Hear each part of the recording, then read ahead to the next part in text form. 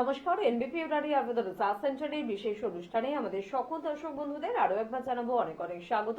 আরো একবার আপনাদের জন্য গুরুত্বপূর্ণ কিছু বিষয় নিয়ে আলোচনা করি। এনবিপি ইউনানি আয়ুর্বেদ রিসার্চ সেন্টার মানে সম্পূর্ণ আয়ুর্বেদিক চিকিৎসক।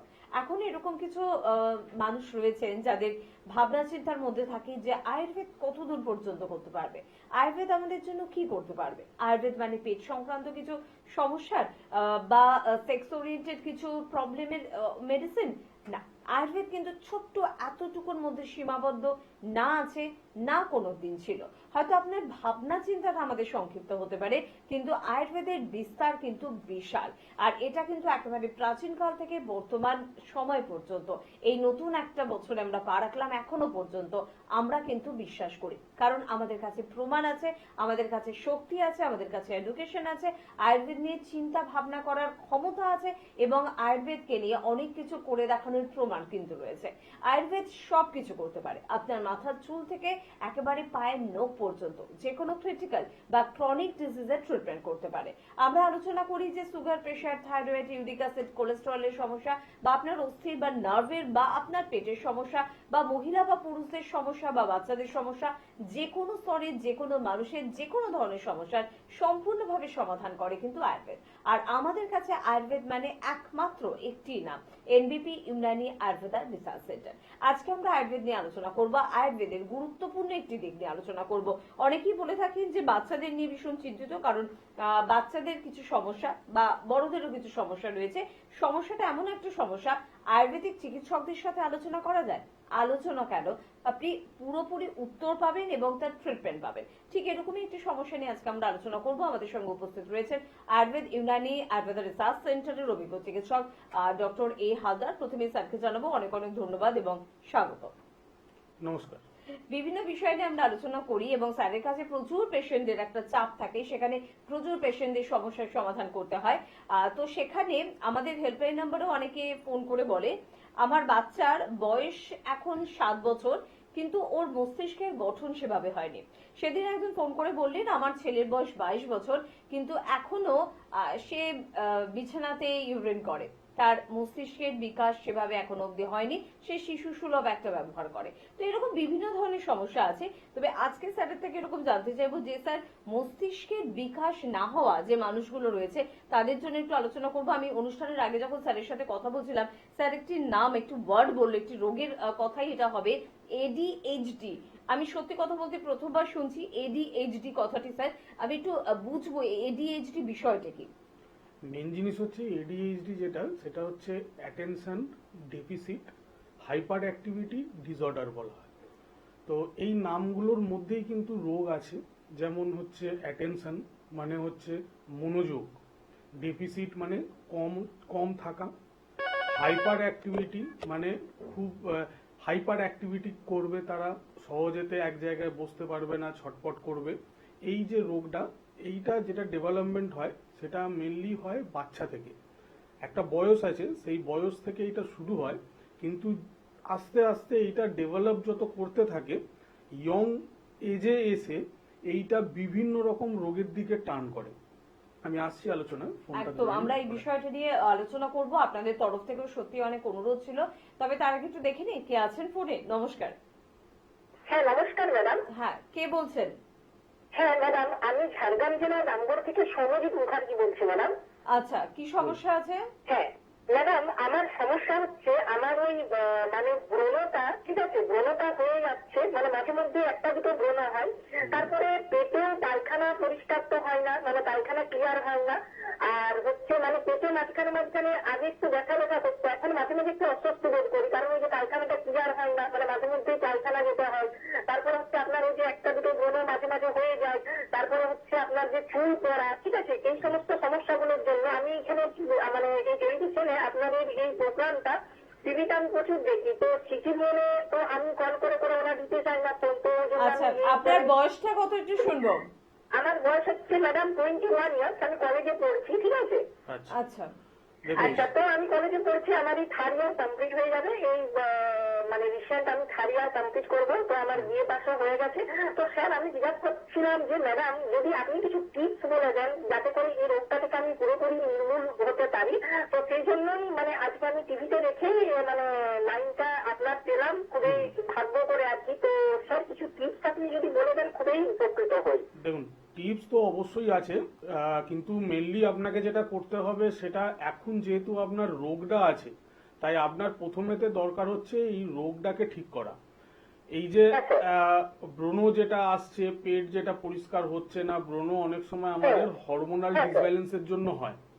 এছাড়াও যদি একটা হিস্ট্রি থাকে যে কারুর পেট যদি পরিষ্কার না থাকে বা যদি লিভারের কোনো সমস্যা হয়, সেখান থেকে কিন্তু এই প্রবলেমটা রয়ে যায়। আমি তারপরে স্যার জানেন, আমি জলটাও প্রচুর পরিমাণে কম খাই, মানে জল খেতেও মাঝে মাঝে যে শীতকাল পড়ছে না, আমি জল খেতেও প্রচুর পরিমাণে ভুলে যাই, মাঝে মধ্যে আমি জল খেতে ভুলে যাই। তো আমার কাছে জল দিয়ে আসা হয়, কিন্তু আমি ঠিকঠাক পরিমাণে জলটা খেতে পারি না। তো এই জলটা খুব প্রচুর পরিমাণে কম খাওয়া হচ্ছে, আর মাঝে মধ্যে ওই জন্য যে সমস্যা হচ্ছে না, ওই জন্য পড়ার ঠিক মন বসতে মন বসাতে পারছি না, মাঝে মধ্যে শরীরটা অসুস্থ লাগছে, বা ওই যে স্কিনের বললাম আপনাকে যে সমস্যাটা, বা বিয়ারের যে সমস্যাটা, তো বা এই যে আপনার যে এই পেটের সমস্যা, মানে অ্যাকচুয়ালি আপনি এবার শুনুন, আপনি এবার টিভির সামনে আপনি যান, ঝাড়গ্রাম থেকে বলছেন তো? হ্যাঁ ম্যাডাম, আমি ঝাড়গ্রাম থেকে বলছি। হ্যাঁ, আগে আপনি শুনে নিন কথাটা। আমাকে বলে দেন। ঝাড়গ্রামেতেই আমাদের চেম্বার আছে, আমি নিজে থাকি ওখানেতে।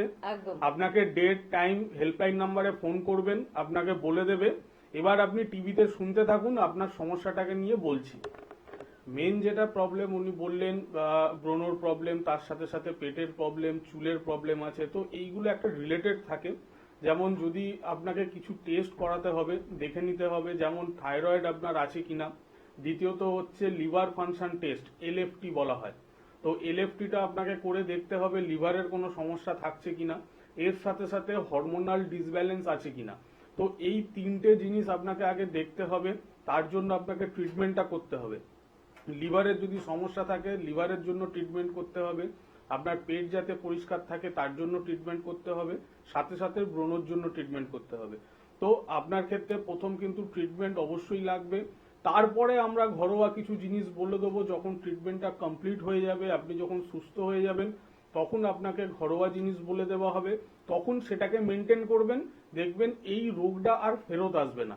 তাই আপনার ক্ষেত্রে বলবো, যে রিপোর্ট দুটো বললাম, একটা হচ্ছে এলএফটি আর একটা হচ্ছে আইজিই আর থাইরয়েড, এই তিনটে টেস্ট করে আপনি হেল্পলাইন নাম্বারে ফোন করুন, আপনাকে ডেট বলে দেবে, টাইম বলে দেবে, সেই টাইমে এসে একবার ঝাড়গ্রামেতে দেখা করুন, আমি নিজে থাকবো, অবশ্যই এটা সলিউশন আছে।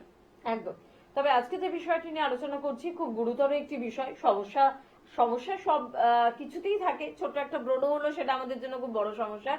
কিন্তু এডিএইচডি স্যার, আর একটু শুনবো বিষয়টা নিয়ে। মেন জিনিস হচ্ছে, অনেকেই দেখেছি ফোন করে বা পেশেন্ট আসে, বলে যে এরকম বাচ্চা আমাদের ঠিক পড়াশোনা করছে না, অমনোযোগ হয়ে আছে, মানে এক মনে কোন রকম কিছু কাজ করতে পারছে না। ঠিক কোন বয়স থেকে স্যার এটা বোঝা যায়, মানে বাচ্চাদের কোন বয়স, কত বছর বয়স হলে এটা মোটামুটি একটা আন্দাজ পাওয়া যায়? মেন হচ্ছে ছোট বয়সেতে সবারই একটা এরকম প্রবণতা থাকে, কিন্তু এইটা ম্যাক্সিমাম ডেভেলপমেন্ট হয় 5-6 থেকে।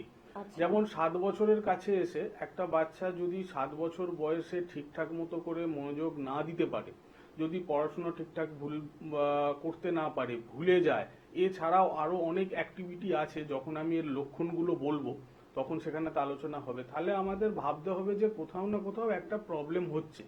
কারণ ওই সময় কি হয়, আমরা অনেক ফোর্স করি বাচ্চাদের, যে হ্যাঁ কেন করছে না, এর ফলে কি হয়, তার ব্যাড একটা রেজাল্ট আসে, সে যত ধীরে ধীরে বাড়তে থাকবে।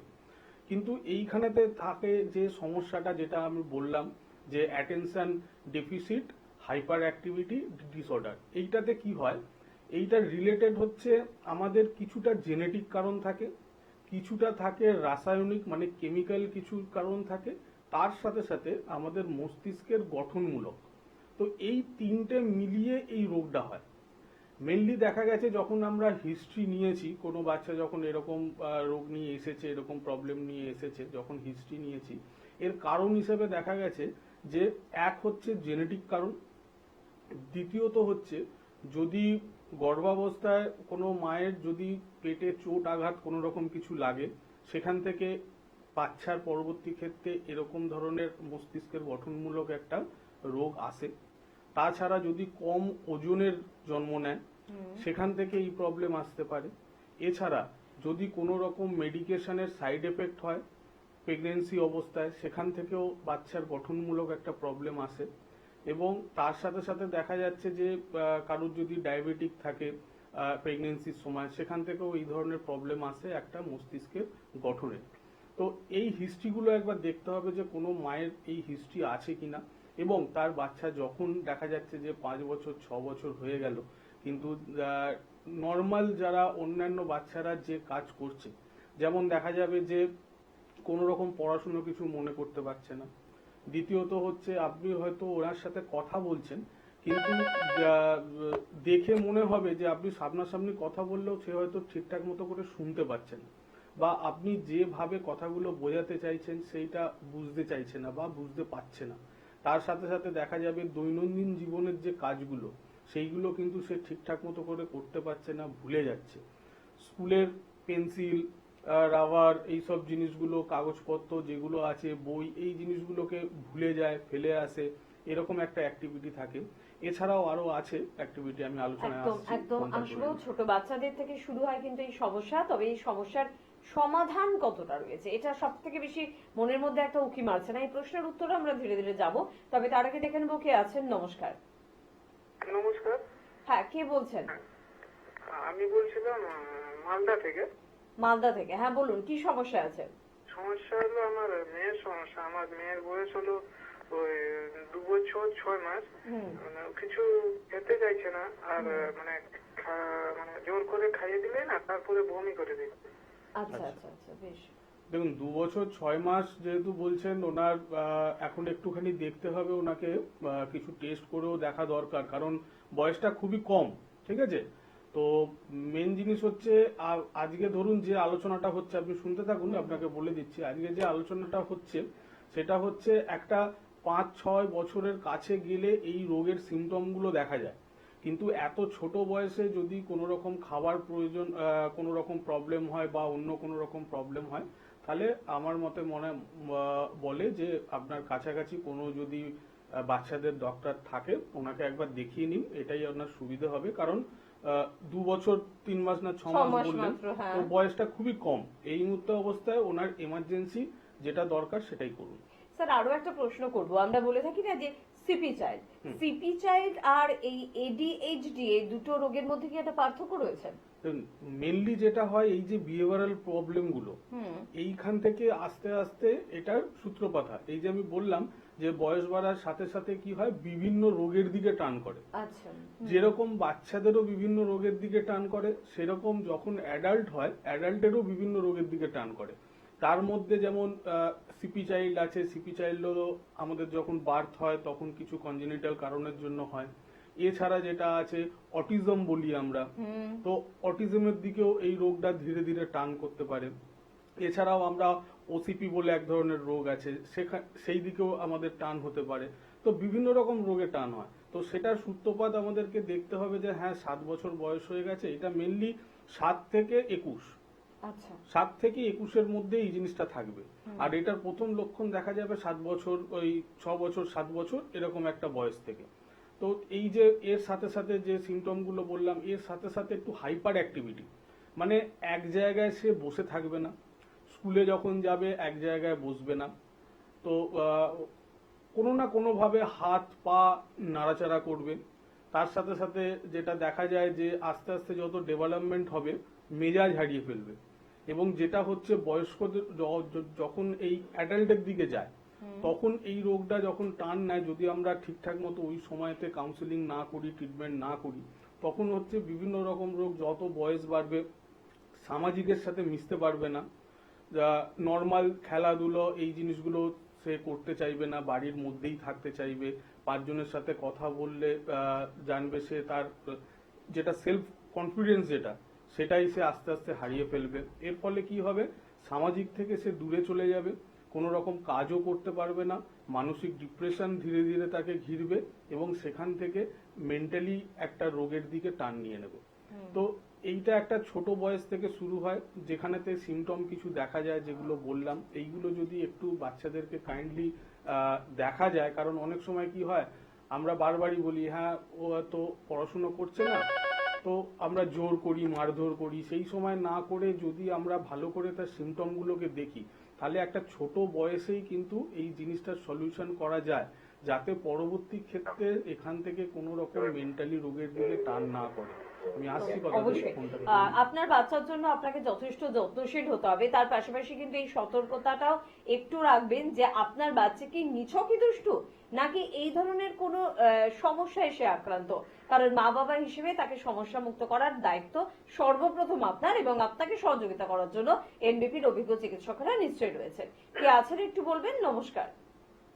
আমি সুদীপ হোসেন বলছি। কোথা থেকে বলছেন? সুদীপ রায়। কোথা থেকে বলছেন? খর্দা। খর্দা থেকে বলছেন। হ্যাঁ বলুন, কি সমস্যা আছে? আমি একটা জেনারেল প্রশ্ন জিজ্ঞাসা করতে চাই।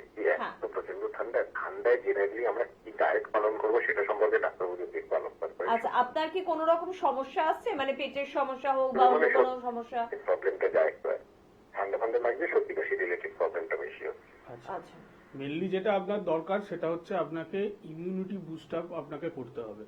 এবার ইমিউনিটি বুস্ট আপ করতে গেলে আপনাকে যেটা আমাদের ব্যালেন্স ডায়েট, সেই ব্যালেন্স ডায়েটটাকে মেনটেন করতে হবে, যেখানে আপনার প্রোটিন, ফ্যাট, কার্বোহাইড্রেট একসাথে যাতে সম পরিমাণে যায়। তার জন্য এইভাবে এত অল্প সময়ের মধ্যে সেই জিনিসটা আলোচনা করা যায় না, কিন্তু মেনলি যেটা দরকার ইমিউনিটি পাওয়ারকে বুস্ট আপ। ইমিউনিটি পাওয়ারকে বুস্ট আপের জন্য তার জন্য কিছু হার্বাল পদ্ধতি আছে, সেইগুলো যদি আপনি ইউজ করেন ইমিউনিটি বুস্ট আপ হবে। তার সাথে সাথে আপনাকে ডায়েট প্ল্যান, সেটা আমাদের ডায়েট চার্ট আপনাকে দিয়ে দেওয়া হবে। যদি আপনি আপনার নিয়ারেস্ট যে চেম্বার আছে, আপনি হেল্পলাইন নাম্বারে ফোন করুন, আপনার কাছাকাছি যেখানে আছে সেখানে একবার আসুন, একবার দেখান, ওখানে আপনাকে সমস্তভাবে গাইড করে দেওয়া হবে কি ডায়েটের মাধ্যমে থাকলে আপনি আপনার ইমিউনিটি বুস্ট আপ করতে পারবেন এবং কোন কোন হার্বাল পদ্ধতি ইউজ করলে আপনি ইমিউনিটি বুস্ট আপ করতে পারবেন। আপনি একবার হেল্পলাইন নাম্বারে ফোন করুন, আপনাকে গাইড করে দেবে।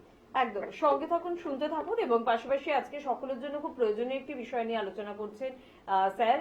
এডিএইচডি, হয়তো আপনার বাড়িতে সন্তান নেই, ছোট বাচ্চা নেই, কিন্তু হতে পারে আপনার পরিচিত বা আপনার আত্মীয় স্বজন কারোর বাড়িতে রয়েছে। তাই বাচ্চার মনটা বোঝার চেষ্টা করুন, তার চরিত্র বোঝার চেষ্টা করুন, তার আচার আচরণের দিকে একটু নজর রাখুন। শুধুমাত্র বাচ্চাদের বকাবকি নয়, বাচ্চার কোনো সমস্যা হচ্ছে না তো। কারণ স্যার যখন আলোচনা করছে কোথাও ওই মুভিটার তারে জমিন পারের কথা আমার ভীষণ মনে পড়ছে, কারণ সেখানে ঠিক এরকম কিছু বাচ্চাদের সমস্যা নিয়ে প্রচুর মুভি হয়েছে এবং ওটি একটু অন্যতম মুভি, সে কারণেই কিন্তু আমার মনে হলো।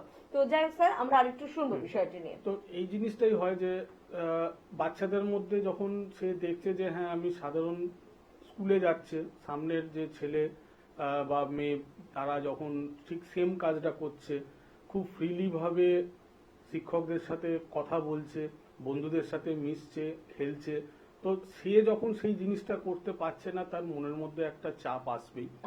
সেখান থেকে কি হবে, তার একটা ভয় তৈরি হবে। সেই ভয়টা থেকে সে নয় স্কুলে যাওয়া বন্ধ করে দেবে, এবং ম্যাক্সিমাম ক্ষেত্রে দেখা যায় যে যেহেতু এখানেতে মনোযোগের অভাব থাকে, সেই বাচ্চা কি করবে যে যখন আমাদের স্কুল থেকে কোনো রকম হোমওয়ার্ক দেবে, তার পেছনে যেহেতু একটু মনোযোগ সহকারে করতে হয়, সেইগুলো সে করতে যাবে না।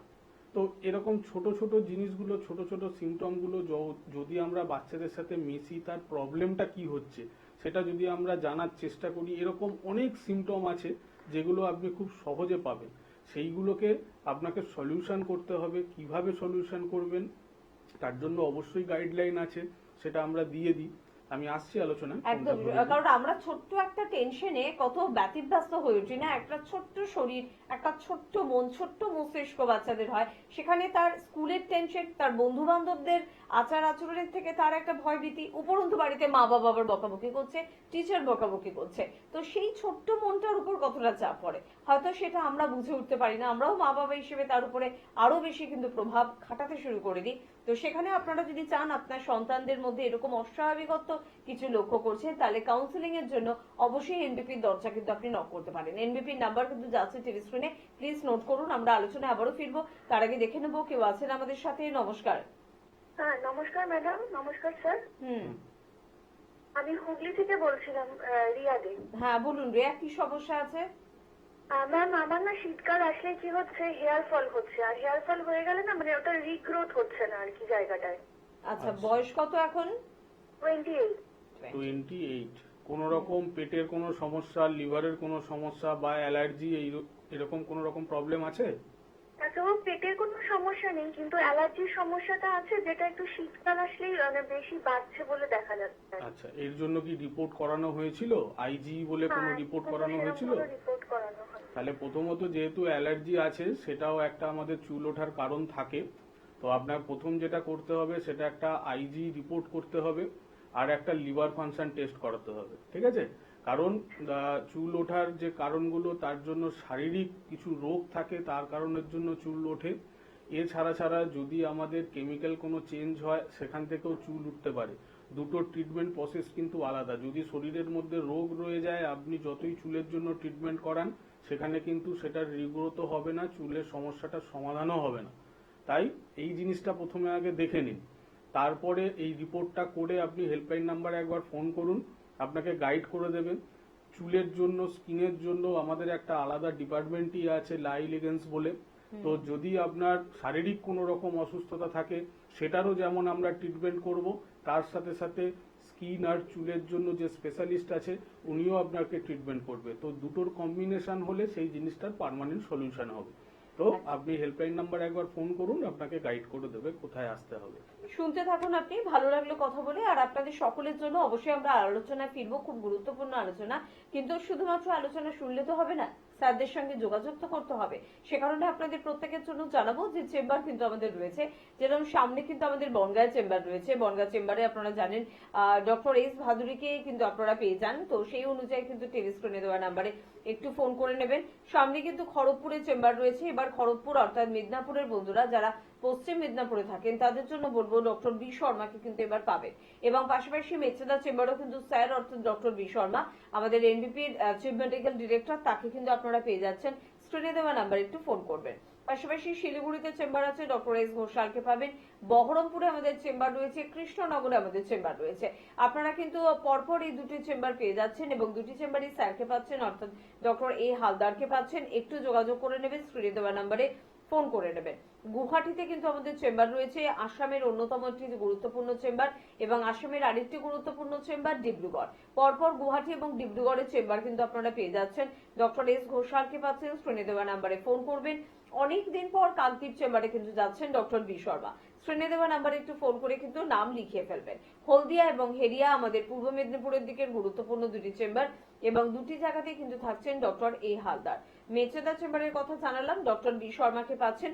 চলে আসবো ক্যানিং চেম্বারের কথায়, পেয়ে যাচ্ছেন ডক্টর এস ভাদুরীকে। রায়গঞ্জে পাচ্ছেন ডক্টর এস ঘোষালকে। বর্ধমানে পাচ্ছেন ডক্টর এন ভট্টাচার্যকে। ত্রিপুরার বন্ধুরা আগরতলায় চেম্বার পাচ্ছেন। এবার আগরতলা চেম্বারে কিন্তু রয়েছেন ডক্টর বি শর্মা। বাঁকুড়ায় পেয়ে যাচ্ছেন ডক্টর এ হালদারকে। মালদায় পাচ্ছেন ডক্টর এস ঘোষালকে। শিলচর চেম্বারে কিন্তু আপনারা পেয়ে যাচ্ছেন ডক্টর বি শর্মাকে। অনেকদিন পর আবারও শিলচর চেম্বার, আসামের চেম্বার, আপনারা এখন বেশ কয়েকবার পরপর ডক্টর বি শর্মাকে পাচ্ছেন, কিন্তু আবারও স্যারকে পাচ্ছেন, সে কারণে কিন্তু নাম নথিভুক্ত করবেন। কোচবিহার চেম্বারে পেয়ে যাচ্ছেন ডক্টর এস ঘোষালকে। বোলপুরে পাচ্ছেন ডক্টর এস ভাদুরীকে। দুর্গাপুরে পাচ্ছেন ডক্টর এন ভট্টাচার্যকে। আরামবাগে পাচ্ছেন ডক্টর এ হালদারকে। পেয়ে যাচ্ছেন জামশেদপুরে আমাদের চেম্বার রয়েছে, ডক্টর এস ভাদুরীকে পাচ্ছেন। আলিপুরদুয়ারে আপনারা পেয়ে যাচ্ছেন ডক্টর বি শর্মাকে। গঙ্গারামপুরে আমাদের চেম্বার রয়েছে, ডক্টর এস ঘোষালকে পাচ্ছেন। পুরুলিয়ায় ডক্টর এ হালদারকে পাচ্ছেন। ঝাড়গ্রামে ডক্টর এ হালদারকে পাচ্ছেন। আসানসোল চেম্বারে পেয়ে যাচ্ছেন ডক্টর বি শর্মাকে। পাশাপাশি বলবো কলকাতায় মধ্যমগ্রামে আমাদের চেম্বার রয়েছে, হাজরা শিশু মঙ্গল হসপিটালের একদম অপোজিটে আমাদের কিন্তু চেম্বার রয়েছে। চেম্বার কিন্তু আপনারা পেয়ে যাচ্ছেন অবশ্যই কিন্তু হাতিবাগানে, খুব গুরুত্বপূর্ণ একটি জায়গা হাতিবাগান, সেখানে আপনারা চেম্বার পেয়ে যাচ্ছেন এবং পেয়ে যাচ্ছেন খিদিরপুরে। এছাড়া হাওড়ায় আপনারা শিবপুর, বাল্টিগুড়ি বাজার, দাসনগর এবং বেলুড়ে চেম্বার পাচ্ছেন। দক্ষিণ চব্বিশ পরগনার বন্ধুরা আমতলাতে অবশ্যই চেম্বার পাচ্ছেন। স্ক্রিনে দেওয়া পাচ্ছেন দুটি নাম্বার 9830235527 বা 37, এই নাম্বারে ফোন করুন, কথা বলুন, যোগাযোগ করুন। আমরা যে বিষয় নিয়ে আলোচনা করছিলাম স্যার, এডিএইচডি, আরেকটু শুনবো আর কোন কোন দিকে আমরা বাচ্চাদের দিকে একটু নজর রাখবো, তাতে আমরা বুঝতে পারবো যে সত্যি বাচ্চা এই সমস্যা আক্রান্ত। তবে তার আগে আরেকটা ফোনটা আছে, কে আছেন বলবেন? নমস্কার। হ্যালো, কে বলছেন? আমি হলদিয়া থেকে বলছি। হলদিয়া থেকে বলছেন? হলদিয়া আমাদের চেম্বার হয় জানেন তো ম্যাডাম? জানা নেই, বেশ। হলদিয়া আমাদের চেম্বার হয়, একদম দুর্গাচক মোড়েই আমাদের চেম্বার হয়। স্যার নিজে থাকেন, ডক্টর এ হালদার নিজে থাকেন। বলুন এবারে কি সমস্যা আছে? এই সমস্যা মানে যা কিছু খেলে একটু হজম হচ্ছে না, গ্যাসের মতো গলা বুক এগুলো জ্বালা করছে। আচ্ছা, এটা কি রিসেন্ট হচ্ছে না অনেক দিন ধরে আছে? এই 10-15 দিন হলো এটাই হচ্ছে। 10-15 দিন। দেখুন মেন গ্যাসের জিনিস, বড়ি খেয়ে নিচ্ছি, তখন একটু কমে যাচ্ছে, আবার হয়ে যাচ্ছে। দেখুন এই যে গ্যাসের যেটা সমস্যা, অ্যাসিডের যেটা সমস্যা, এটা কিন্তু একটা রোগের সিমটম। হ্যাঁ, এটা কিন্তু আপনার রোগ নয়। আপনার এই যে গ্যাসের সমস্যাটা হচ্ছে, অ্যাসিডের সমস্যাটা হচ্ছে, মানে জানবেন যে আপনার কোথাও না কোথাও আপনার ভেতরে একটা বড় রোগ হচ্ছে, যেটা নয়তো লিভারে হতে পারে, না হলে আমাদের স্টমাকে হতে পারে। ঠিক আছে? তো আপনাকে এটাকে পুরোপুরি সারাতে গেলে এর ট্রিটমেন্টটাকে করতে হবে ভালো করে। শুধুমাত্র গ্যাসের ওষুধ খেলে কিন্তু এর সমস্যার সমাধান হবে না। তো ফার্স্ট যেটা দেখতে হবে যে লিভারের সমস্যা আছে কিনা, তাহলে লিভারের ট্রিটমেন্ট করতে হবে, তবে কিন্তু এই সমস্যাটার সমাধান হবে। তো যদি আপনি মনে করেন যে হ্যাঁ আপনার রোগটা সারছে না, বা আপনি সম্পূর্ণভাবে এখান থেকে বেরিয়ে আসতে চান, হলদিয়াতেই আমাদের চেম্বার আছে, আমি নিজে থাকি। আপনি হেল্পলাইন নাম্বারে একবার ফোন করুন, আপনাকে ডেট বলে দেবে, টাইম বলে দেবে, সেই টাইমে একবার আসুন, আমি দেখে নিই, যদি প্রয়োজন হয় কিছু টেস্ট করতে দেবো, সেটা করিয়ে নেবেন, দেখবেন কিছুদিনের মধ্যে আপনার এই সমস্যার সমাধান হয়ে গেছে। একদম শুনতে থাকুন ম্যাডাম। এবং তার পাশাপাশি আপনাদের জানিয়ে রাখবো যে এনবিপি ইউনানি আয়ুর্বেদ রিসার্চ সেন্টারে প্রত্যেকদিন কিন্তু পৌঁছে আছেন প্রচুর মানুষ। আপনার পরিচিত অনেকেই হয়তো পৌঁছেছেন এনবিপি ইউনানি আয়ুর্বেদ রিসার্চ সেন্টারে, এবং তারা কিন্তু খুব ভালো রেজাল্ট পেয়েছে। ঠিক সেরকম কিছু মানুষের একটু বক্তব্য শুনবো, তারপর ফিরে আসছে অনুষ্ঠানে। আপনার নাম? রীতা ভট্টাচার্য, কোথায় বাড়ি আপনার? দমদম। কি রোগে ভুগছিলেন আপনি? ভুগছি অস্টো আর্থ্রাইটিস, ডক্টর বললেন। Osteo arthritis. কতদিন ধরে ভুগছেন? আমি এটা জানতে পারলাম মার্চের প্রথমে। মার্চের প্রথমে। এই রোগ নিয়ে অন্য জায়গায় কোনো ট্রিটমেন্ট করিয়েছিলেন? অ্যালোপ্যাথিক করিয়েছিলাম। তাতে কোনো রেসপন্স পেয়েছিলেন? না, সেরকম আমাকে হাঁটু চেঞ্জ করতে বলেছিল। হাঁটুটা রিপ্লেসমেন্ট করতে বলেছিল। তারপর আপনি ডক্টর বি শর্মার কাছে আসেন। বি শর্মার কাছে আপনি কতদিন ধরে এই ট্রিটমেন্টে আছেন? আমি 15 দিন। 15 দিন। এখন আপনি পঞ্চকর্ম নিচ্ছেন। হ্যাঁ, পঞ্চকর্ম। পঞ্চকর্ম যেটা নিচ্ছেন, সেই পঞ্চকর্মটা আপনার কদিন হয়েছে? 9 দিন। আর আপনাকে নিতে বলেছে কদিন? 15 দিন।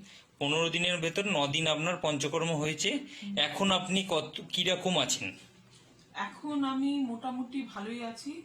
আগে আমাকে কিছুদিন, এই 15 দিনের মধ্যেই বা 15 দিন আগে, 1 সপ্তাহ আগে থেকে মানে আমি ব্যালেন্সটা রাখতে পারতাম না, একটু লাঠিতে ভর করতে হয়েছিল। এখন আপনি লাঠি নিয়ে হাঁটছেন? না, এখন লাঠি নিয়ে হাঁটছি না। মানে আগের তুলনায় আপনি এখন অনেকটাই সুস্থ আছেন। অনেকটাই এনবিপি ইউনানিয়ান আয়ুর্বেদ রিসার্চ সেন্টারে ডক্টর বি শর্মার ট্রিটমেন্টে এখন আগের থেকে আপনি অনেকটাই সুস্থ, তাই তো? হ্যাঁ। আপনার নাম? ভাস্কর ঘোষ, কোথায় বাড়ি আপনার? খড়িবাড়ি। কি রোগে ভুগছেন আপনি? অস্টিওআর্থ্রাইটিস নিয়ে এই অস্টিওআর্থ্রাইটিস রোগটাতে আপনি কতদিন ভুগছেন? কম বেশি 1 বছর। 1 বছরে কোনো জায়গায় ট্রিটমেন্ট করিয়েছিলেন? অ্যালোপ্যাথিক চিকিৎসা করেছিলাম। তাতে আপনার সুস্থতা বোধ করেছিলেন আপনি? না, আরো ব্যথা যন্ত্রণা আতঙ্ক সৃষ্টি ছিল। ডক্টর বি শর্মার ট্রিটমেন্টে আপনি কতদিন আছেন? 15 দিন। 15 দিন মেডিসিন খাচ্ছেন। হ্যাঁ, এই মেডিসিন খেয়ে আপনি কেমন আছেন? অনেকটা সুস্থ বোধ। 15 দিনের মেডিসিনে আপনি অনেকটা সুস্থ বোধ করছেন। কত শতাংশ সুস্থ আছেন? 100-র মধ্যে 70%। 70-75% আপনি ভালো আছেন। আগে হাঁটা চলা বা দাঁড়াতে পারতেন? না না, দাঁড়ানোই ব্যালেন্স ছিল না। এখন ডক্টর বি শর্মার ট্রিটমেন্টে আপনি 15 দিনে দাঁড়াতেও পাচ্ছেন, হাঁটতেও পাচ্ছেন, একটা হাঁটতে পারছি। তাই তো? এনবিপি ইউনানিয়ান আয়ুর্বেদ রিসার্চ সেন্টারের ট্রিটমেন্টে আপনি কতটা খুশি এবং ভালো আছেন? আমি অনেকটা খুশি, খুবই ভালো আছি। খুব ভালো আছেন। আপনার নাম? জিয়া বিবি, কোথায় বাড়ি আপনার? বারাসাত। কি রোগে ভুগছিলেন আপনি? সাইটিকা বাতের জন্য। মানে রিউমাটার আর্থ্রাইটিস। হ্যাঁ। এই রিউমাটার আর্থ্রাইটিস রোগটাতে আপনি কতদিন ধরে ভুগছেন? 9 বছর। 9 বছর। 9 বছরে অন্য কোথাও ট্রিটমেন্ট করিয়েছিলেন এই রোগটা নিয়ে? অ্যালোপ্যাথি দেখিয়েছি অনেক। অ্যালোপ্যাথিক যে ট্রিটমেন্ট করলেন তাতে কোনো সুরাহা পেয়েছিলেন? না, মানে খাওয়া হয় যখন তখন মানে ব্যথা কমে যায়, আবার ফের মানে তারপরে আবার মানে যখন ওষুধ খাচ্ছেন ভালো থাকছেন, আবার ব্যথা বাড়ছে। হ্যাঁ, তা এই কষ্টটা আপনার কেমন ছিল? আপনার প্রচন্ড। প্রচন্ড কষ্ট ছিল। বাড়ির কোনো কাজকর্ম করতে পারতেন? না, পারতেন না। ডক্টর বি শর্মার ট্রিটমেন্টে আপনি কতদিন আছেন? এই 3 মাস।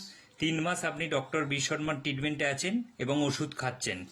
এই ওষুধ খাওয়াতে আজকে আপনার যে রিপোর্টটা এসছে সেই রিপোর্টটা হলো, আগে আপনি যখন ডক্টর বি শর্মার ট্রিটমেন্টে এলেন তখন আপনার অ্যান্টি সিসিপি ছিল 500, এখন আপনার অ্যান্টি সিসিপি কত এসছে? 3.44। 3.44। আর যখন আপনি এসছিলেন আরএফ ফ্যাক্টর ছিল আপনার 87.86, এখন আপনার কত এসছে? 60.8। 16.8। আর একটা রোগ ছিল আপনার সুগার। এই সুগারটা আপনার খালি পেটে ছিল 210 এবং ভরা পেটে ছিল 312। এখন আপনি নিজে রিপোর্টটা হাতে নিয়ে নিজে বলুন এখন আপনার সুগার কেমন আছে? খালি পেটে এখন 121, ভরা পেটে 181। 121 আর 181। তাহলে আগের থেকে আপনার এই রিপোর্টটা অনেকটাই নর্মাল এসে গেছে। এখন আপনি কেমন আছেন? এখন আমি আগের চেয়ে অনেক ভালো আছি। আর এই রিপোর্টটা দেখার পর আপনি কতটা খুশি? অনেক খুশি আমি। নিজের হাতে রিপোর্ট রেখেছেন এবং কতটা খুশি নিজে বলুন। অনেকটাই, মানে এতটাই খুশি যে ভিতরে যে রোগটা ছিল সেইটা কমে যাওয়া মানে কি একটা মানুষের মধ্যে কি আনন্দ আসে সেটা আপনারাও মানে জানলে বুঝতে পারবেন, যে যখন যে রোগ থেকে মুক্তি পাওয়া যায় তখন সেই রোগটার প্রতি মানে কেমন একটা খুশি আসে, যে দেহ থেকে বেরিয়ে যাচ্ছে মানে কি প্রচন্ড একটা খুশি। আর এখন বাড়ির কাজ করতে পারছেন? হ্যাঁ। এখন বাড়ির কাজ করতে কোনো কষ্ট? না। এখন তাহলে আপনি বাড়ির কাজ কর্ম সবকিছু নিজে হাতে নিজে করতে পারছেন। এনবিপি ইউনানিয়ান আয়ুর্বেদা রিসার্চ সেন্টারের ট্রিটমেন্টে আপনি কতটা খুশি এবং ভালো আছেন? অনেকটাই ভালো আছি। আর খুশিও আছেন, তাই তো? হ্যাঁ। নমস্কার, এনবিপি ইউনানি আয়ুর্বেদা রিসার্চ সেন্টারের বিশেষ অনুষ্ঠানে আমাদের সকল দর্শক বন্ধুদের আরো একবার জানাবো অনেক অনেক স্বাগত। এনবিপির এই অনুষ্ঠান মানে আমাদের বিভিন্ন সমস্যা নিয়ে আমরা আলোচনা করি, তবে বেশ কিছু সমস্যার মধ্যে অন্যতম বা আমাদের ভীষণ প্রয়োজনীয় একটি বিষয় বলে মনে হয়েছে বাচ্চাদের সমস্যা। আমাদের সব থেকে পছন্দের যদি কোনো মানুষ থাকে সে হচ্ছে আমাদের সন্তান। তার থেকে বেশি আদরের, তার থেকে বেশি স্নেহের, তার থেকে বেশি প্রিয় বোধহয় আমাদের কেউ হয় না।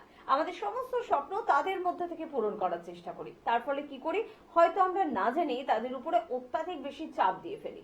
আর যদি সেই বাচ্চার থাকে কোনো রকমের শারীরিক বা মানসিক সমস্যা, তাহলে মা বাবার দেওয়া চাপ তাদের জন্য কিন্তু বিপজ্জনক হতে পারে।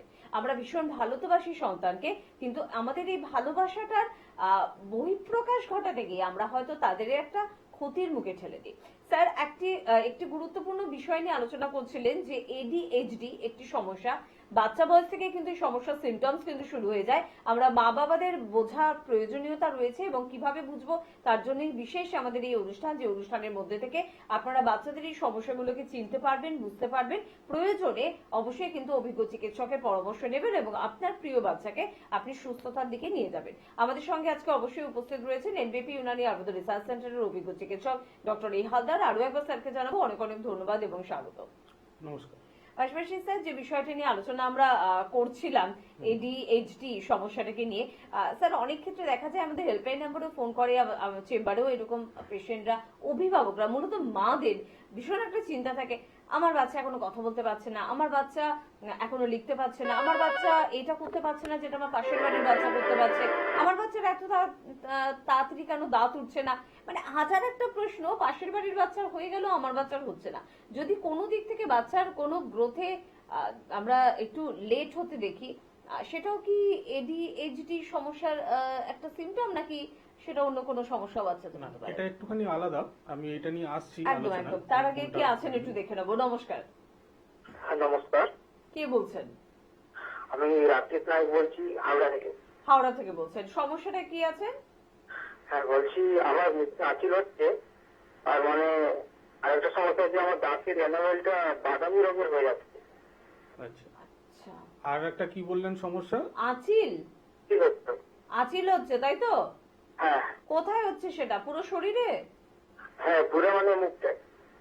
আচ্ছা, দেখুন আপনার এটা আঁচিলের যে সমস্যা, এর হচ্ছে যে ট্রিটমেন্টটা আছে সেটা হচ্ছে পঞ্চকর্ম থেরাপিতে আছে, যেখানেতে আমরা বলি অগ্নিকর্ম বলি। এটা খুব ভালো একটা রেজাল্ট এতে পাবেন। আঁচিলের জন্য সামান্য কিছু মেডিসিনস খেতে হয়, কিন্তু ম্যাক্সিমাম ক্ষেত্রে আপনাকে ট্রিটমেন্টটা করতে হবে পঞ্চকর্মর উপরে। তো এইটা নিয়ে ডিটেলস আপনাকে তখনই বলতে পারবো যখন আপনি সামনাসামনি আসবেন, কারণ এখানে তো টাইম অনেকটা কম থাকে।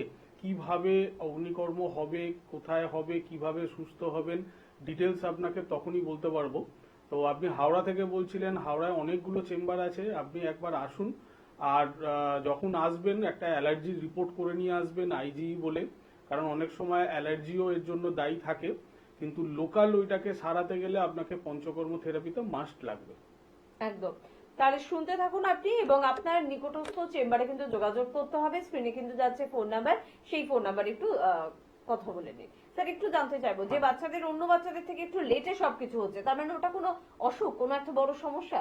এটাকে আমরা যেটা বলি সেটা হচ্ছে ডিলে ডেভেলপমেন্ট বলি। কারণ এটার জন্য ঘাবড়াবার কিছু থাকে না। অনেকেই এইটা নিয়ে খুব ওয়ারি থাকেন, কারণ অনেক মায়েদেরই দেখেছি এসে বলে যে হ্যাঁ আমার গ্রোথ হচ্ছে না, বা আমাদের যে বয়সেতে, ধরুন আমি সাপোজ একটা উদাহরণ দিচ্ছি যে আমার 1 বছর বয়সে আমাকে এতটা হাঁটে মানুষ, কিন্তু দেখা যাচ্ছে যে অন্য বাচ্চা কারুর ক্ষেত্রে ওই বয়সেতে সে হাঁটতে পারছে না। তো এই জিনিসটাকে বলে ডিলে ডেভেলপমেন্ট। এইটা আস্তে আস্তে যত বয়স বাড়তে থাকবে এই জিনিসটা আপনা আপ চলে যাবে।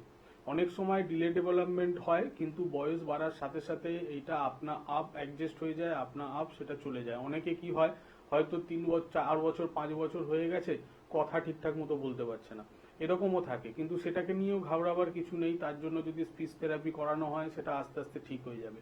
কিন্তু এই যে রোগটা, যেটা আমরা আজকের যেটা আলোচনার মধ্যে আছি, attention deficit hyper activity disorder, এইটা হচ্ছে একটা সম্পূর্ণভাবে ভবিষ্যতে সেই বাচ্চা থেকে যত বড় হতে থাকবে একটা মেন্টালি রোগেতে পরিণত করে দেবে, যদি আমরা আগে থেকে সেটাকে গাইড না করি। মানে ওটা আপনা আপনি ঠিক হয়ে যাওয়ার মতন সমস্যা নয়। না, আপনা আপনি ঠিক হওয়ার মতো নয়। তার জন্য এর পেছনেতে কিছু ট্রিটমেন্ট আছে, আমি ট্রিটমেন্টেরটাতেও আসবো।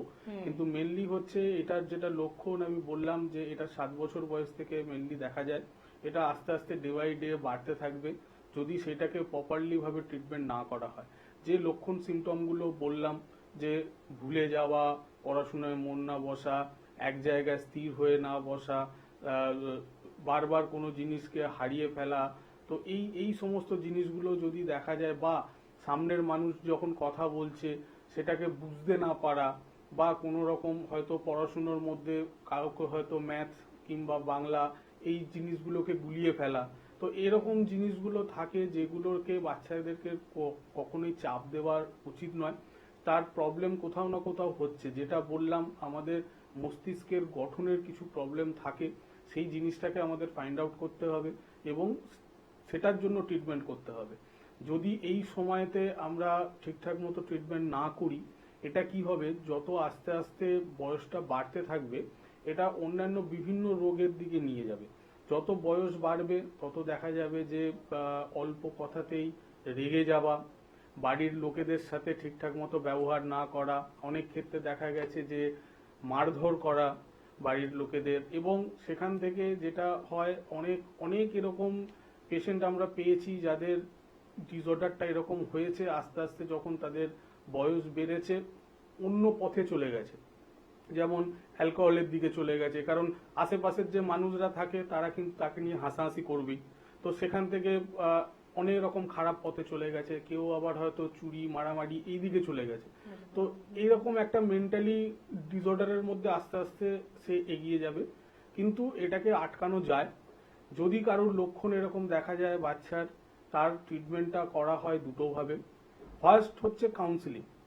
কাউন্সিলিং হচ্ছে মাস দরকার, সেটা যেরকম ডক্টরও কাউন্সিলিং করবে, তার সাথে সাথে যেটা করতে হবে সেটা বাড়ির লোককে, বাড়ির মা বাবা যাকে পছন্দ হয় তাকে দিয়ে কাউন্সিলিং করাতে হবে। কাউন্সিলিং এর কিছু নিয়ম আছে যেটা আমরা বলে দিই, কোন দিকে জোর দিতে হবে, কোন জিনিসটাকে ওনার কাছে বলতে হবে। আমি আসছি আলোচনায়। তার আগে দেখুন কে আছেন। নমস্কার। নমস্কার, হ্যাঁ, কে বলছেন?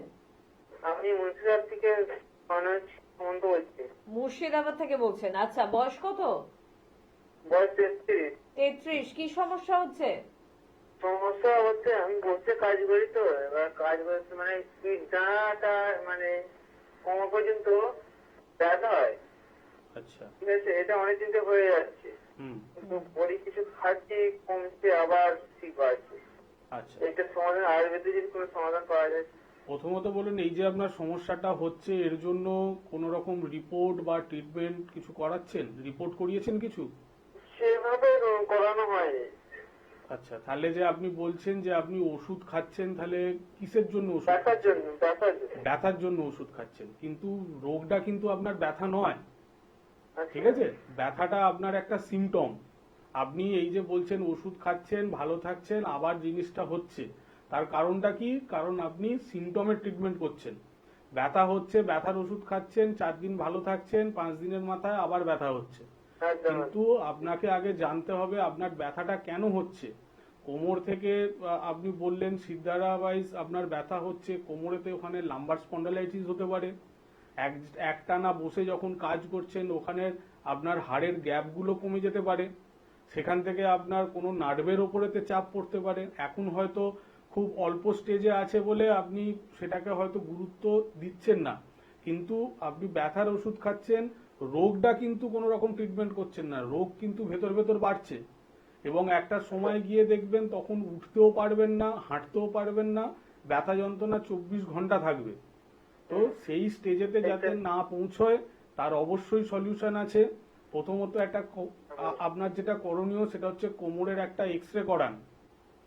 এক্সরে করিয়ে আপনি মুর্শিদাবাদ থেকে বলছিলেন, বহরমপুরেতে আমাদের চেম্বার আছে, আমি নিজে থাকি বহরমপুরে, ঠিক আছে? আপনি হেল্পলাইন নাম্বারে একবার ফোন করুন, এক্সরে রিপোর্টটা করে আপনি এই সামনের শনিবার দিনকেই আমি থাকবো, একদম ঠিক আছে? আপনি হেল্পলাইন নাম্বারে ফোন করুন, আপনাকে অ্যাড্রেসটা বলে দেবে, আপনি এক্সরে প্লেটটা নিয়ে এসে আমার সাথে একবার দেখা করুন, অবশ্যই আপনাকে গাইড করে দেবো কি করলে আপনি এখন সুস্থ হবেন এবং ভবিষ্যতে কি কি করলে আপনি ভালো থাকবেন এই রোগটা থেকে।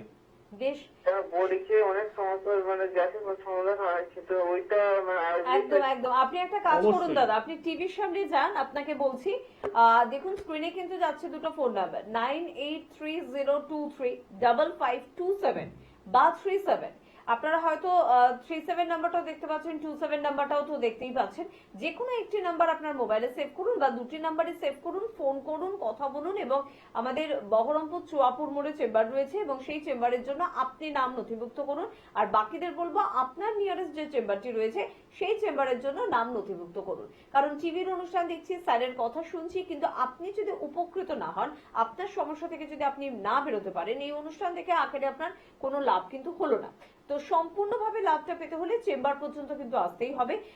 তো প্লিজ ডক্টরের ভিজিট আর মেডিসিনের একটু খরচা। জানি আমরা প্রত্যেকেই খুব মধ্যবিত্ত পরিবারে, তবে এই টাকাটা না সঞ্চয় করতে চাইবেন না। চিকিৎসকের এই খরচাটুকু করে নিজে অনেকটা ভালো যদি থাকতে পারেন না, জীবনে অনেক বড় বড় কাজ করতে পারবেন। আর যদি এই কাজটা আপনি অবহেলা করেন, জীবনের কোনো কাজটাই কিন্তু আপনার সুষ্ঠুভাবে হবে না। তাই প্রথম দায়িত্ব আপনার নিজেকে সুস্থ রাখার, সুন্দর রাখা, সেই দায়িত্বটা আপনাকে কিন্তু পালন করতেই হবে। কে আছেন একটু বলবেন? নমস্কার। নমস্কার, কে বলছেন বলুন? আমি তুষার হালদার বলছিলাম। কোথা থেকে বলছেন তুষার বাবু? আমি বলছিলাম হচ্ছে বারাসাত থেকে। বারাসাত থেকে বলছেন, বলুন কি সমস্যা বারাসাত আছে? থেকে বলছিলাম।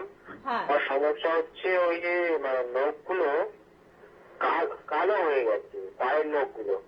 আচ্ছা, মানে কিছু মানে 2-3 বার উঠে গেছিল নখটা। হ্যাঁ, হুম, ওঠার পরে সেটা যে জায়গাটা মানে নখ উঠছে না, সেখানে মাংস সেগুলো হয়ে আছে, কিন্তু কালো হয়ে গেছে সেগুলো। আচ্ছা। শুধু কি নোকেই কালো হয়েছে না তার সাথে সাথে অ্যাসোসিয়েটেড যে স্কিন গুলো আছে সেগুলো কালো হচ্ছে? না, স্কিন কিছু কালো হচ্ছে না, ওই নখ তো ভাই জায়গাটা।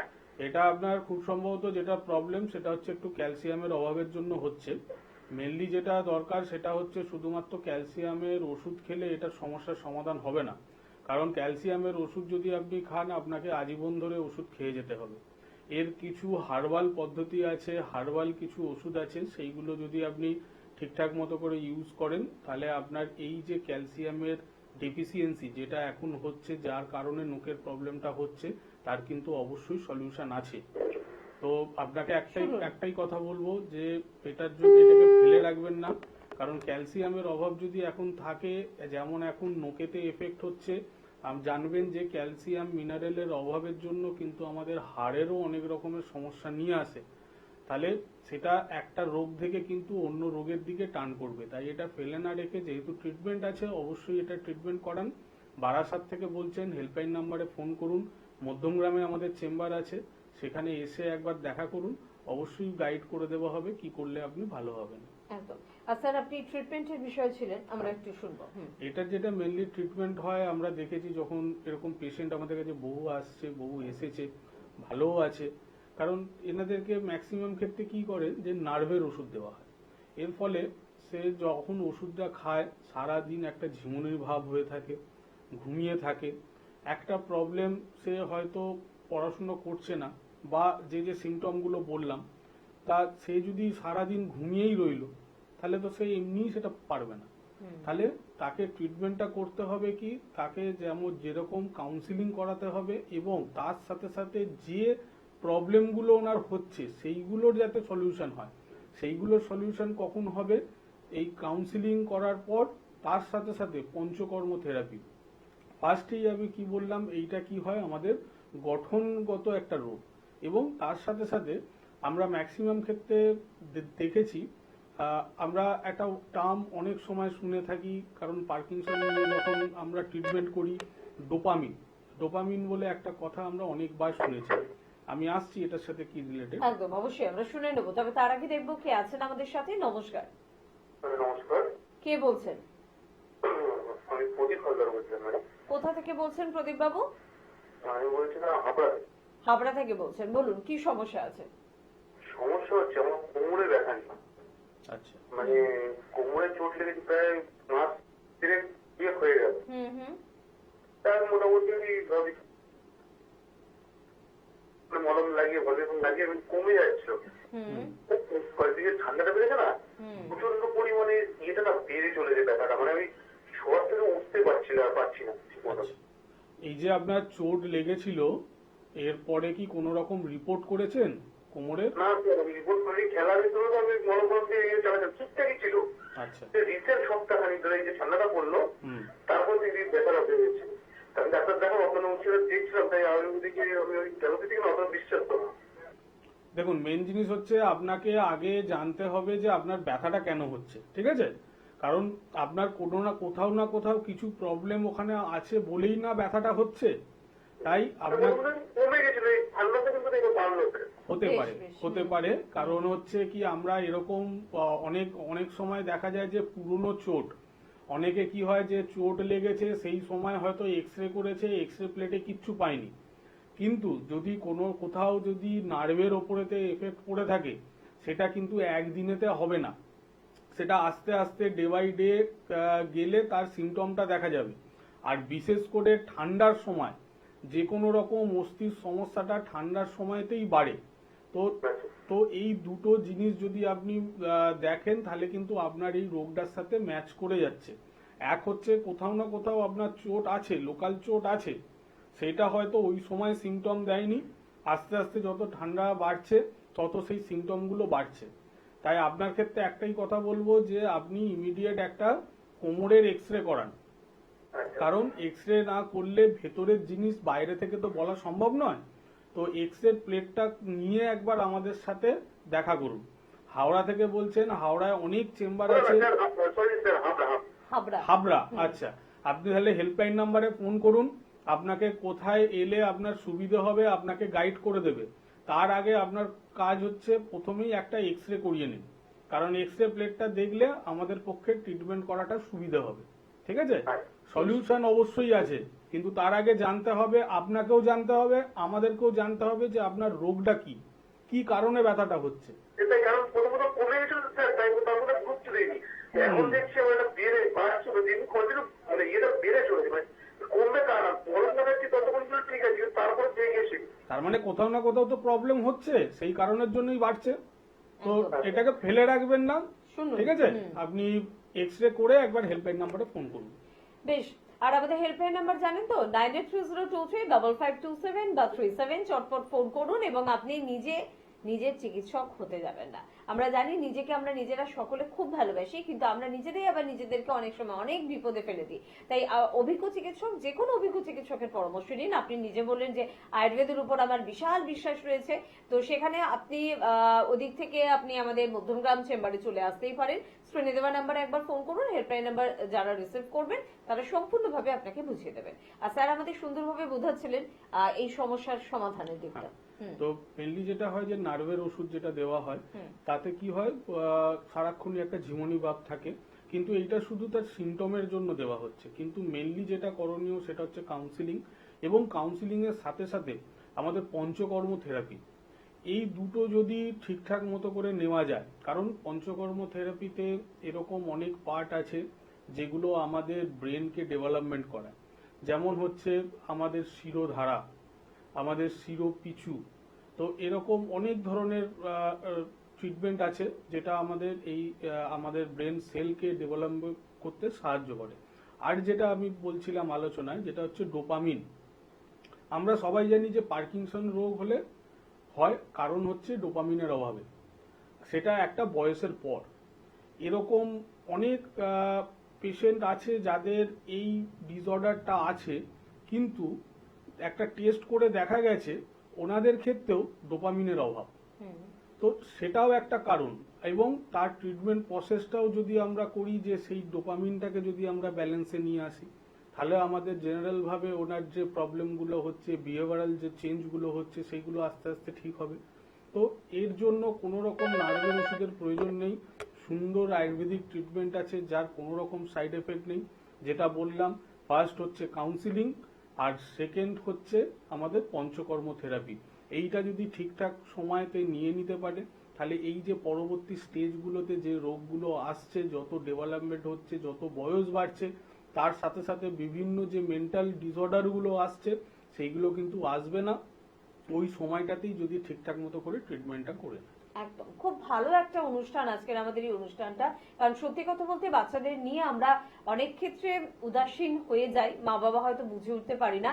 ভালো জামা দিচ্ছি, ভালো খাওয়া দিচ্ছি, বড় স্কুলে ভর্তি করছি, ভালো ভালো বই খাতা কিনে দিচ্ছি, কিন্তু তার মানসিক দিকটা, তার বিকাশের দিকটা, তার মনের দিকটা আমরা ভাবনা চিন্তা করছি না। আপনি যদি না বুঝে উঠতে পারেন, আপনি চলে আসতেই পারেন এনবিপি ইউনানি আয়ুর্বেদ রিসার্চ সেন্টারে। অভিজ্ঞ চিকিৎসকেরা আমাদের রয়েছেন যারা কিন্তু বুঝবেন আপনার বাচ্চার মনের কথাকে, এবং সেই অনুযায়ী তার জন্য একটা সুন্দর কাউন্সেলিং এবং ট্রিটমেন্টের ব্যবস্থা করবেন। কে আছেন একটু বলবেন? নমস্কার। নমস্কার, আমি ঘাটাল থেকে বলছি। ঘাটাল থেকে বলছেন, বলুন। পশ্চিম মেদিনীপুর, তাই তো? হ্যাঁ স্যার, হ্যাঁ ম্যাডাম। হ্যাঁ বলুন, কি সমস্যা হচ্ছে? আমার গরমকালে কোনো অসুবিধা, এই ঠান্ডার সময় দেখছি গাঁটে গাঁটে ব্যথা হচ্ছে ম্যাডাম। বয়স কত এখন? আমার 42 বছর বয়স। 42। এর আগে কি অস্থির কোনো রকম সমস্যা ছিল? না স্যার, কোনো সমস্যা থাকেনি। আচ্ছা। এই ঠান্ডার সময় এই জিনিসটা হয়, কিন্তু গরমকালের সময় এই জিনিসটা হয়। আচ্ছা, দেখুন, মেনলি হচ্ছে আমাদের অস্থির যে কোনো সমস্যা আমাদের এই ঠান্ডার সময়তেই একটু বেশি দেখা যায়। আপনার কোথাও না কোথাও অস্থির সমস্যা আছে, সেটা অস্টিও আর্থারাইটিস হতে পারে, সেটা রিমাটয়েড আর্থারাইটিস হতে পারে, সেটা হয়তো স্টেজটা সেরকম নেই, হয়তো প্রাথমিক স্টেজেতেই আছে, সেই কারণে সবসময় এটা সিমটমটা দেখা যাচ্ছে না। যে ক্লাইমেট এটাকে টিয়ার আপ করে, সেই ক্লাইমেটেই একমাত্র আপনার এই সিমটমগুলো দেখা যাচ্ছে। কিন্তু এইটুকুনি জানবেন, কোথাও না কোথাও আপনার আর্থারাইটিস থাকবে, সেই কারণের জন্যই এখন ব্যথাটা হচ্ছে। তো এটাকে ফাইন্ড আউট করতে হবে, খুঁজতে হবে যে হ্যাঁ কি কারণের জন্য আপনার ব্যথাটা বাড়ছে। তার জন্য কিছু টেস্ট করে দেখতে হবে যে আর্থারাইটিস আছে কিনা। যদি থাকে তাহলে কিন্তু সেটা ট্রিটমেন্ট করতে হবে, না হলে এখন হয়তো আপনি শীতকালেতে হচ্ছে, পরবর্তী ক্ষেত্রে যদি রোগ বাড়তে থাকে সেটা কিন্তু তখন সবসময়ই হবে। তো সেটাকে একবার দেখিয়ে নিন। এর যদি কোনো রকম আর্থারাইটিস থাকে তার ট্রিটমেন্টটা করিয়ে নিন। হ্যাঁ, যদি আপনি বলেন যে হ্যাঁ আমি বুঝতে পারছি না কি টেস্ট করব বা কিভাবে ট্রিটমেন্ট করলে আমি ঠিক হব, তাহলে সেই জায়গাতে আমরা অবশ্যই আছি। আপনার হেল্পলাইন নাম্বারে একবার ফোন করুন, ফোন করে যোগাযোগ করুন, আপনাকে সম্পূর্ণভাবে গাইড করে দেওয়া হবে। বেশ, শুনতে থাকুন। হ্যাঁ বলুন। হ্যাঁ বলুন। আরেকটা জিনিস আপনাকে বলছি, যেমন আমরা হচ্ছে ভাই বোন হচ্ছে 3 জন। আমরা 3 জনের মধ্যে আমার ছোট বোনটার টেস্ট করছিল কিছু, তার শারীরিক পেটে যন্ত্রণা হচ্ছিল, হওয়ার পর স্যার সব টেস্ট করে বলছে তোমার লাংস আর কিডনিতে আছে, ঠিক আছে। আচ্ছা। হ্যাঁ, আচ্ছা, ঠিক হয়ে গেছে। তো তোমার দাদা আছে, তোমার বড়কে বললো যে হ্যাঁ আমার দাদা আছে, বলে ওনারও ঠিক হয়েছে, খুব সম্ভব কিডনি কিংবা লাংস খারাপের দিকে যাচ্ছে। এইরকম একটা ডাক্তারবাবুরা বলেছি আমার বোনকে, কথাটা বুঝতে পারছেন?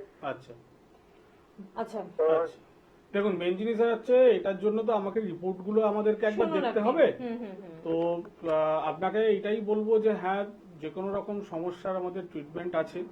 যে যে জায়গাতে বলে যে সার্জারির প্রয়োজন হয়, আমরা বলি যে না, সার্জারি ছাড়াও এর ট্রিটমেন্ট হয়। তো রিপোর্টটা একটুখানি দেখা প্রয়োজন। আপনাকে একটাই কথা বলবো, যা যা রিপোর্টস আছে সেইগুলো একবার সঙ্গে করে নিয়ে আসুন, আমরা একবার দেখে নিই, তারপরে আপনাকে সম্পূর্ণভাবে গাইড করতে পারবো যে কিভাবে ট্রিটমেন্ট করলে সুস্থ হবেন এবং কতদিনের মধ্যে হবেন।